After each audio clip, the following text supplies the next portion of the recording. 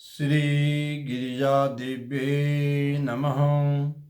श्री गणेशाय नमः। नमः पूर्वेभ्यः पूर्वजेभ्यः ऋषिभ्यश्च। विनायकं गुरुं भानुं ब्रह्म विष्णु महेश्वरान् सरस्वतीं प्रणम्यादौ सर्वकार्यार्थसिद्धये। समस्त ज्योतिष प्रेमी और सनातन धर्म प्रेमी सज्जनों का मैं अपने YouTube channel doctor Ramesh Chandra Joshi में हार्दिक स्वागत और अभिनंदन करता हूँ।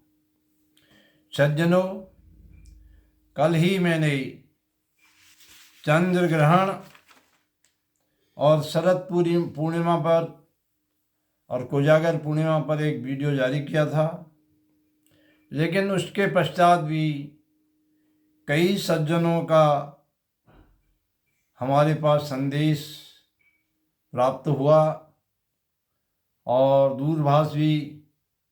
दूरभाष पर भी बार बार प्रश्न पूछे जा रहे हैं। तो मैं आगामी चंद्र ग्रहण पर होने वाले पूर्णमासी और कोजागरी पूर्णिमा के व्रत के विषय में आप लोगों के समक्ष कुछ निर्णय स्वमति से प्रसारित कर रहा हूँ। पहला प्रश्न हमारे लिए ये आया कल के वीडियो के बाद कि आचार्य जी हमें सीधे सीधे बताइएगा, चंद्र ग्रहण के दिन व्रत होगा या नहीं होगा और पूजा की विधि क्या होगी। तो इसमें सीधे सीधे मुझे आपको यही बताना है कि चंद्र ग्रहण के दिन व्रत होगा, निश्चित रूप से होगा, यदि आप व्रत करने में सक्षम हैं। क्योंकि चंद्र ग्रहण और सूर्य ग्रहण के दिन किया गया जो जप दान व्रत हवन श्राद्ध आदि है उसका अक्षय फल प्राप्त होता है। अब व्रत होगा ये स्पष्ट हो गया। अब व्रत की विधि क्या होगी, व्रत के पूजन की विधि क्या होगी, व्रत का पूजन कैसे होगा, इसकी पालना कब होगी, तो इसके बारे में मैं आपको बताना चाहता हूँ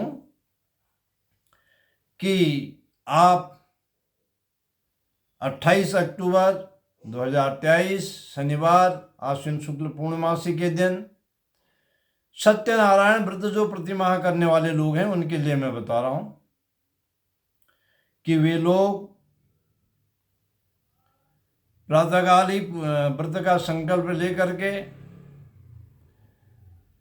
जो सूतक प्रारंभ का समय है शाम को 4:05, 4:05 से पहले दुग्धाहार फलाहार आदि सब कुछ ले सकते हैं। लेकिन 4:05 के बाद सूतक जैसे ही प्रारंभ हो जाएगा कोई भी फलाहार भोजन आदि वह नहीं ले सकते हैं। और सायंकाल को स्नान करने के पश्चात, क्योंकि 4:05 से सूतक प्रारंभ हो जा रहा है ग्रहण का, तो सायंकाल के प्रदोष के समय में पूर्णमासी की पूजा होती है। तो सूर्यास्त होने से पहले ही स्नान कर लें। जो व्रती है जिसने व्रत किया है वह स्नान करके, और जो हवन पूजन इत्यादि भी करना चाहते हैं, जो जप आदि में बैठना चाहते हैं, उन्हें भी स्नान करके ही बैठना होता है। ये ग्रहण के जप तप दान स्नान श्राद्ध आदि की विधि यही है कि ग्रहण काल में जो भी आप पुण्य के कार्य कर रहे हैं, धार्मिक कार्य कर रहे हैं, उसमें आपको स्नान करके ही बैठना है। अब आपने स्नान कर लिया तो उसके पश्चात आप पूजा करेंगे। पूजा में आपने, क्योंकि सूतक काल चल रहा है, भगवान के श्री विग्रह और उनकी किसी भी मूर्ति का आपने स्पर्श नहीं करना, ध्यान रहे। और आप चंद्रदेव की आरती कर सकते हैं, पूजन कर सकते हैं, और भगवान श्री सत्यनारायण की आरती कर सकते हैं। पूजन तो होगा नहीं, मूर्ति का स्पर्श नहीं होगा। और जो उनको नैवेद्य लगेगा यहाँ पर, वह नैवेद्य जो है किसी भी पकवान का, प्रसाद, पंजरी आदि, खीर आदि का नहीं लगेगा। केवल फल मेवा आदि का आप नैवेद्य चंद्रदेव को भी लगा सकते हैं और सत्यनारायण भगवान को भी उनके मंदिर के सम्मुख अर्पित कर सकते हैं। अब ये आपका सायंकालीन पूजा का विधान हो गया। अब आपने इस अवधि में कोई प्रसाद ग्रहण नहीं करना है, कोई भोजन नहीं करना है। और चूंकि चंद्र ग्रहण का नियम यह है, यह महानिशा काल अर्धरात्रि के पश्चात अगर समाप्त हो रहा है, यहाँ पर हमारा चंद्र ग्रहण 28 अक्टूबर को समाप्त हो रहा है 2:22 में रात्रि शेष, तो आपने क्या करना है कि उस समय कोई भी प्रसाद ग्रहण पूजा के पश्चात नहीं करना है। और प्रातःकाल आप उठ जाते हैं ब्रह्म मुहूर्त में। ब्रह्म मुहूर्त में आप उठ करके अपने मंदिर की सफाई करके भगवान का स्नान आदि जो आप नित्य कर्म में करते हैं वो करके तब आप भगवान की पूजा आदि करेंगे। और जो आपने पूर्व दिन 4:05 से पहले यदि आप खीर का भोग प्रति पूर्णिमा को लगाते हैं तो 4:05 से पहले जो खीर बना के रखी हुई है उसको आप ब्रह्म मुहूर्त में ही 4 बजे स्नान करके चंद्रमा के दर्शन के लिए चंद्रमा के प्रकाश में रख दीजिए कुछ देर के लिए। जब तक आपकी पूजा वगैरह होती है, मंदिर की सफाई होती है, तब तक आप जो है उस प्रसाद को, उस खीर को भगवान के भोग लगा दीजिए तुलसा जी के सहित। और आप लेकिन उसके पश्चात भी आपका जो भोजन होगा वह प्रातः सूर्योदय के पश्चात होगा। सूर्य भगवान के दर्शन करने के पश्चात, उनको अर्घ्य देने के पश्चात ही आपके व्रत की पारणा होगी। ये सत्यनारायण व्रत के प्रतिमाह करने वालों के लिए मैंने विधि बताई। अब कोजागर पूर्णिमासी वालों का भी आया है। कोजागर पूर्णिमा और प्रतिमाह किया जाने वाला सत्यनारायण व्रत के में थोड़ा सा अंतर है।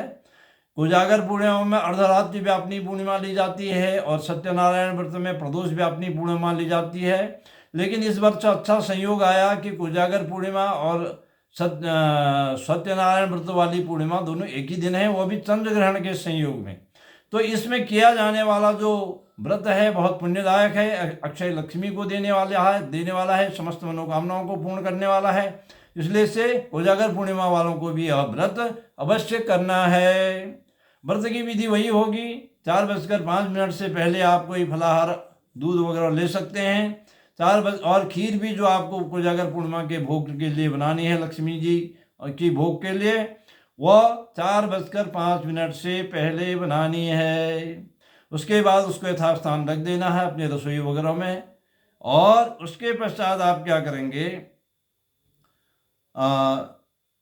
ग्रहण जो छूटेगा हमारा रात को 2:22 में, जिसे हमने 26-22 लिखा है, 2:22 में जो ग्रहण छूटेगा।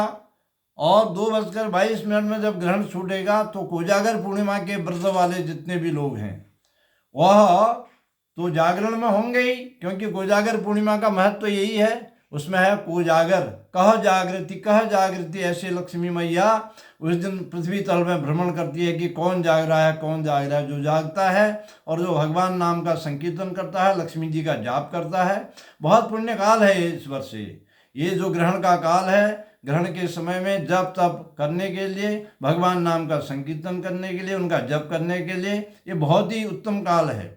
और जो जाग तो रहे ही होंगे, फिर 2:22 के बाद स्नान करके, और तब तक स्नान करके खीर को भी थोड़ी देर के लिए चंद्रमा के प्रकाश में रख दीजिए, आप रखना चाहें तो। उसके बाद लक्ष्मी जी का इंद्र और लक्ष्मी जी का पूजन होता है कोजागर पूर्णिमा के अर्धरात्रि में। तो अर्धरात्रि के समय ग्रहण होने से वह पूजन जो होगा रात्रि शेष 2:22 पर होगा। और पूजन करके भगवान का इंद्र और लक्ष्मी जी का भोग करके, पूरा पूजन उनका करके, आरती करके आप जप और दान करते रहेंगे। तब तक जो है ब्रह्म मुहूर्त भी आ जाएगा। फिर आप अपनी प्रातःकालीन संध्या उपासना इत्यादि करेंगे। लेकिन भोजन आपका भी जो होगा वह दूसरे दिन 29 तारीख की सुबह सूर्योदय होने, सूर्य भगवान के दर्शन करने के बाद, उनको अर्घ्य देने के बाद होगा। यही जो नियम है ये मैंने आपको बताया। और खीर के लिए मैंने बार बार, हमारे पास प्रश्न आ रहे हैं कि खीर कैसे बनेगी, तो इसके लिए सज्जनों, धर्म प्रेमी बंधुओं, विशेष करके माताओं, देवियों, आपसे यही निवेदन है कि आप 4:05 से पहले खीर बना के अपने रसोई में रख दें, पाकशाला में रख दें और उसमें तिल अथवा कुसा, ये तिल और कुसा में अमृत का वास माना गया है। इसको जल में इत्यादि सब चीज़ में रख करके ये आप खीर में भी तिल और कुसा डाल दें और ग्रहण सूतक की निवृत्ति के बाद ही इसका भोग भगवान को लगाएं। जो सत्यनारायण व्रत वाले हैं वो तो प्रातःकाल 4 बजे उठ कर भी लगा सकते हैं। कुछ अगर पूर्णिमासी वाले जो व्रत वाले हैं वो 2:22 के बाद इंद्र और लक्ष्मी जी की पूजा करेंगे तो उस समय इसका भोग लगाएंगे। इस प्रकार से मैंने व्रत होगा या नहीं होगा, मेरे श्रद्धालु तारा प्रसाद दिव्य पंचांग के, जो हमारा तारा प्रसाद दिव्य पंचांग है, और इस तारा प्रसाद दिव्य पंचांग के पाठकों के बहुत से फ़ोन मेरे पास आ रहे हैं, पंडित जनों के फ़ोन आ रहे हैं कि आप अपना इसमें निर्णय दीजिए और सीधे सीधे बताइए। हम शास्त्र की ज़्यादा बातों की हमें जानकारी नहीं है, तो सज्जनों मैंने सीधे सीधे बताया व्रत होगा, अवश्य होगा। हाँ, आप किसी प्रकार से दूसरे दिन तक अन्न भोजन ग्रहण करने में आपको असुविधा है तो उसके लिए तो शास्त्रों ने भी कहा है कि जो रोगी हैं, असमर्थ हैं, उनके लिए कोई विधि नहीं है। उनको ग्रहण काल को छोड़ करके अन्य समय सब भोजन करने की विधि है। जो असमर्थ हैं तो वो तो फिर लेंगे ही नहीं।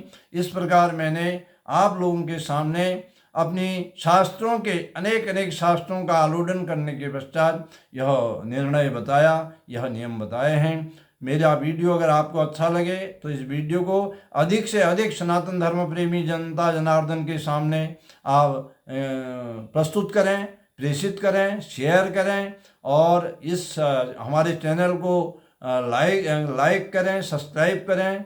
इन्हीं बातों के साथ गिरजा माता के शीश चरणों का स्मरण करते हुए मैं अपनी वाणी को विराम देता हूँ। आप सबका कल्याण हो। माँ लक्ष्मी और इंद्र भगवान की आपके ऊपर कृपा बरसे। गिरजा माता आपका सर्वविध कल्याण करें। हरि ओम तत्सत।